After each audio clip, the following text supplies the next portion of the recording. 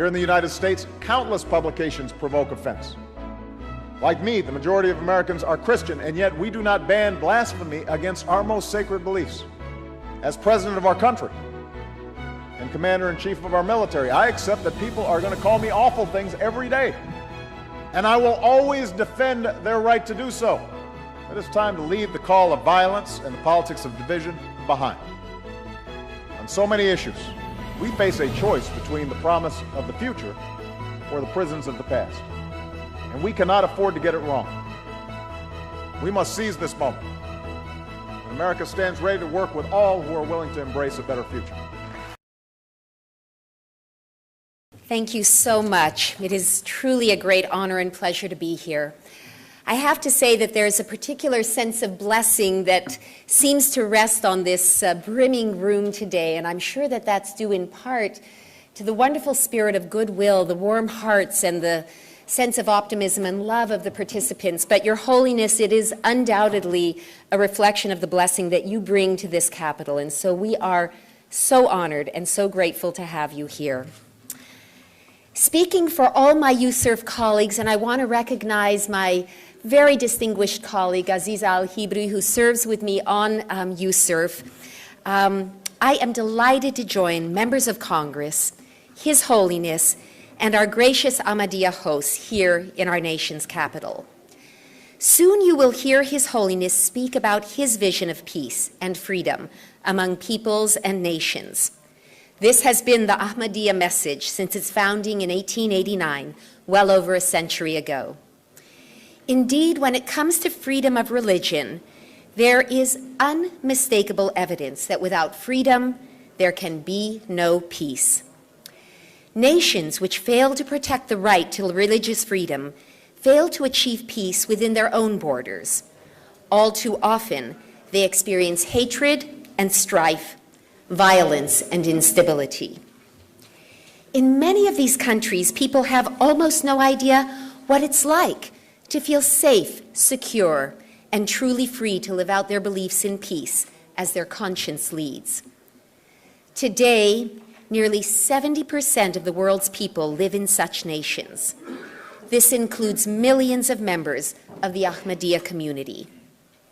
Since 1974, Pakistan's constitution has labeled all Ahmadiyya non-Muslims. For more than a quarter century, Pakistan's government has barred the community from calling its own worship centers mosques, from publicly uttering the traditional Islamic greeting, or quoting from the Quran, and from displaying Islam's basic affirmation. Throughout Pakistan, Ahmadiyya are prohibited from sharing their faith with others, or publishing or disseminating their own material. They are restricted from building houses of worship and holding public gatherings. And since they must register as non-Muslims to vote, Ahmadiyya, who insist they are Muslims, as they surely are effectively disenfranchised. Coupled with Pakistan's blasphemy laws, which affect every faith community, these laws have helped foster a climate of violence against Ahmadiyya members. The terrible attack on Lahore mosques in May of 2010 was but one example. But sadly, Pakistan isn't the only country which violates the freedom of religion for Ahmadiyya. In Indonesia, since June of 2008, the government has seriously limited Ahmadiyya activity to private worship and prohibited members from telling others about their faith.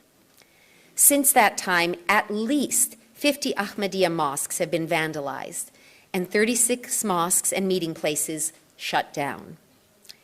In parts of East and West Java and elsewhere, extremists pressure local officials to close places of worship or ban Ahmadiyya activity altogether. In Saudi Arabia, Ahmadiyya members have been deported for their beliefs. In Egypt, they have been charged under its blasphemy laws. In 2010, I'm proud to say that USERF's intervention helped a number of members leave Egypt for safety abroad. Now, let's be clear. The message of the Ahmadiyya community is a positive call for world harmony and liberty. It points beyond today's sufferings to tomorrow's hopes and dreams. Nonetheless, if we are to stand for these principles, we who believe in peace and freedom dare not be silent. We must take a stand for those who face persecution, wherever and whenever it occurs. So, what can we do? First, we must realize that the same societies that violate the religious freedom of the Ahmadiyya also abuse the rights of others. As Yusuf has documented, where Ahmadiyya suffer, Hindus and Christians, Sikhs and Baha'is, Shia and other Muslims often are persecuted as well. Second, in order to protect the rights of all, including the Ahmadiyya, and foster peaceful, stable societies, we who are in Washington must make religious freedom a truly compelling foreign policy priority, woven into every aspect of our relationships with other countries. Finally, the United States government should specifically confront governments which target the Ahmadiyya.